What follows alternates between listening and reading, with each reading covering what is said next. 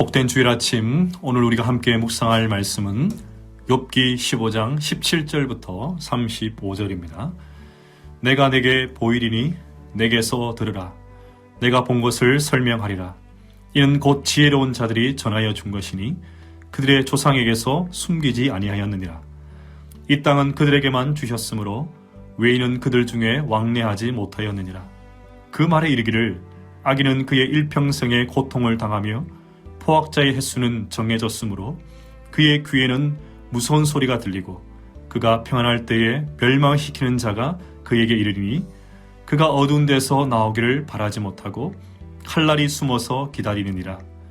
그는 헤매며 음식을 구하여 이르기를 어디 있느냐 하며 흑암의 날이 가까운 줄을 스스로 아느니라.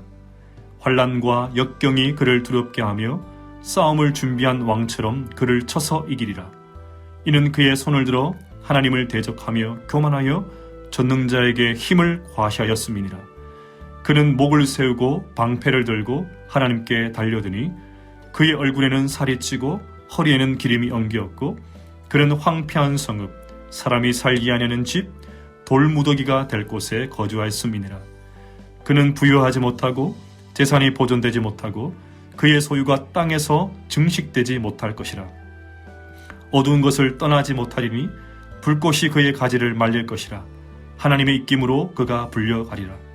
그가 스스로 속아 허무한 것을 믿지 아니할 것은 허무한 것이 그의 보응이 될 것임이니라. 그의 날이 이르기 전에 그 일이 이루어질 것인즉 그의 가지가 푸르지 못하리니 포도 열매가 익기 전에 떨어짐 같고 감람꽃이 곧 떨어짐 같으리라. 경건하지 못한 무리는 자식을 낳지 못할 것이며 뇌물을 받는 자의 장막은 불탈 것이라. 그들은 재난을 잉태하고 죄악을 낳으며 그들의 뱃속에 속임을 준비하느니라.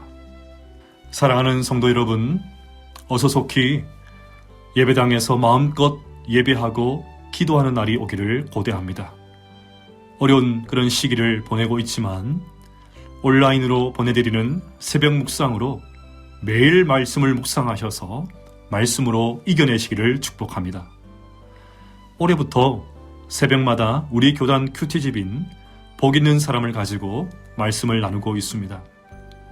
주중에는 아가서 말씀을 계속 살펴보았고 내일 월요일부터는 요한복음이 시작됩니다. 주일에는 욥기를 살펴보고 있습니다. 큐티가 어색한 분들도 많이 계실 줄 압니다. 하지만 저는 우리 언양교회가 큐티하는 교회로 세워지기를 소원합니다. 주일학교 모든 부서에서도 큐티가 생활화되기를 원합니다. 큐티 세미나도 열어서 구체적으로 어떻게 큐티를 해야 하는지 배우는 시간도 가지려고 합니다. 아무쪼록 매일 말씀을 먹고 소화하셔서 건강한 그리스도인으로 세워지기를 축복합니다. 욥기 15장은 욥의 고난에 대한 엘리바스의 대답으로 채워져 있습니다. 우리가 잘 아는 대로 욥은 하루아침에 재산을 다 잃었고 자녀들도 하루아침에 다 사라졌습니다. 이런 기가 막힌 일을 당한 것을 보면 분명 욥에게 숨겨진 죄가 있다는 것이 엘리바스의 판단이었습니다. 그래서 처음에 욥을 만났을 때 욥의 상황을 제대로 파악하려는 그런 시도도 하지 않고 그냥 욥을 막 닦아 세웠습니다. 엘리바스뿐만 아니라 다른 친구들도 그런 식으로 욥을 몰아붙였습니다. 15장부터는 욥과 친구들 사이에 2라운드입니다. 2라운드에서 욥의 친구들의 논리도 다르지 않습니다. 2라운드의 첫 주자인 엘리바스는 또다시 다짜고짜 욥을 공박합니다. 15장 2절과 3절을 보면 지혜로운 자가 어찌 헛된 지식으로 대답하겠느냐? 어찌 동풍을 그의 복부에 채우겠느냐? 어찌 도움이 되지 않은 이야기 무익한 말로 변론하겠느냐? 엘리바스는 욥의 말을 헛된 지식, 동풍, 도움이 되지 아니하는 이야기, 무익한 말로 취급합니다. 동풍은 사막에서 불어오는 열풍입니다. 삶을 아주 힘겹게 하는 바람입니다. 그러니까 동풍을 복부에 채웠다는 말은 헛된 것으로 자아가 부풀어 올랐다는 말입니다. 이처럼 엘리바스는 고난 앞에 신음하고 신음하는 욥의 말은 아랑곳하지 않고 오직 고난의 원인을 찾는 데 혈안이 되어 있습니다. 욥에 대한 엘리바스의 불편한 마음은 4절부터 6절에서도 계속됩니다. 참으로 내가 하나님 경외하는 일을 그만두고 하나님 앞에 묵도하기를 그치게 하는구나. 내 죄악이 내 입을 가르치나니 내가 간사한 자의 혀를 좋아하는구나. 너를 정죄하는 것은 내가 아니요 내 입이라. 내 입술이 내게 불리하게 증언하느니라. 엘리바스는 욥을 하나님을 경외하지도 않고 엎드려 기도하지도 않는 사람, 죄의 부추김을 받아서 간사한 말을 쏟아내는 그런 사람으로 취급합니다. 고난을 당한 욥의 소식을 듣고 한 걸음에 달려온 것을 보면 그들은 오랜 세월 함께 해온 우정의 사람들입니다. 그런데 고난을 대하는 그 태도의 차이로 인해서, 그 관점의 차이로 인해서 그 오래된 우정은 허물어지고 말았습니다. 오늘 본문이 시작되는 17절부터는 악인들은 결국 망하게 된다는 엘리바스의 말입니다. 여기서 악인이 누구일까요? 구체적으로 언급하고 있지는 않지만 엘리바스가 지목하는 악인이 욥이라는 것은 쉽게 파악할 수 있습니다. 무슨 말입니까? 결국 악인인 욥은 이렇게 망할 수밖에 없다는 말입니다. 엘리바스의 말을 한번 들어볼까요? 29절과 30절입니다.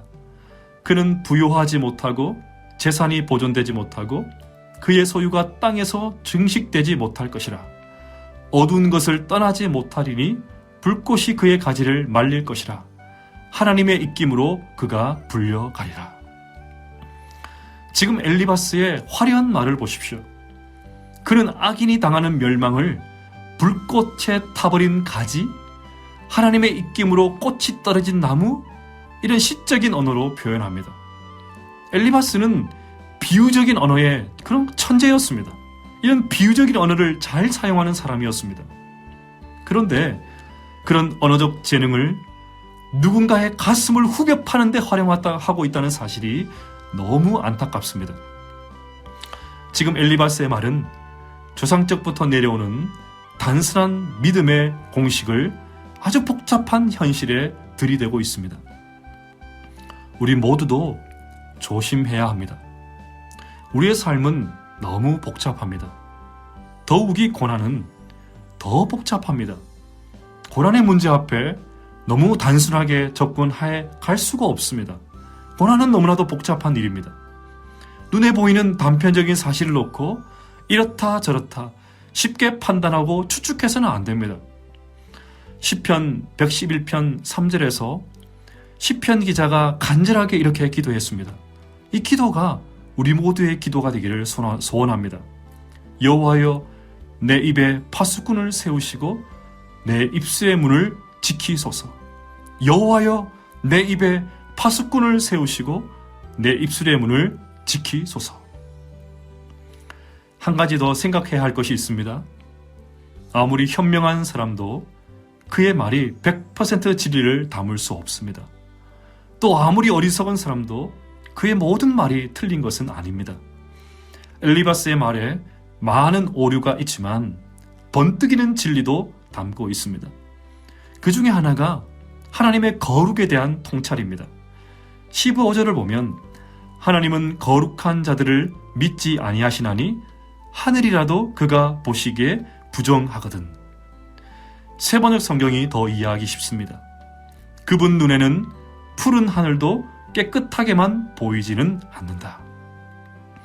하나님 앞에서 죄 없다 할 수 있는 사람은 아무도 없다는 뜻입니다. 그런 까닭에 하나님의 임재 앞에 서 있음을 발견하는 사람은 가장 먼저 자신의 죄송에 압도됩니다.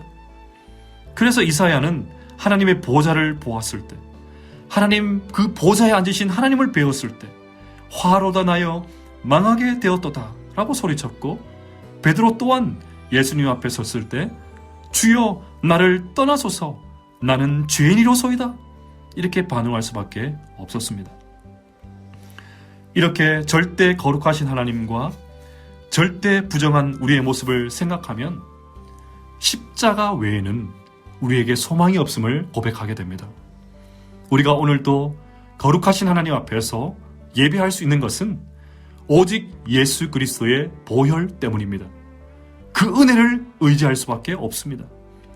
오늘도 각 가정에서 예배를 드릴 때에 하나님의 긍휼, 십자가 사랑, 예수 그리스도의 보혈을 의지하는 우리 모두가 될 수 있기를 소원합니다. 오늘 하루 하나님의 크신 은혜가 우리 모든 성도들과 함께 하시기를 간절히 기원합니다.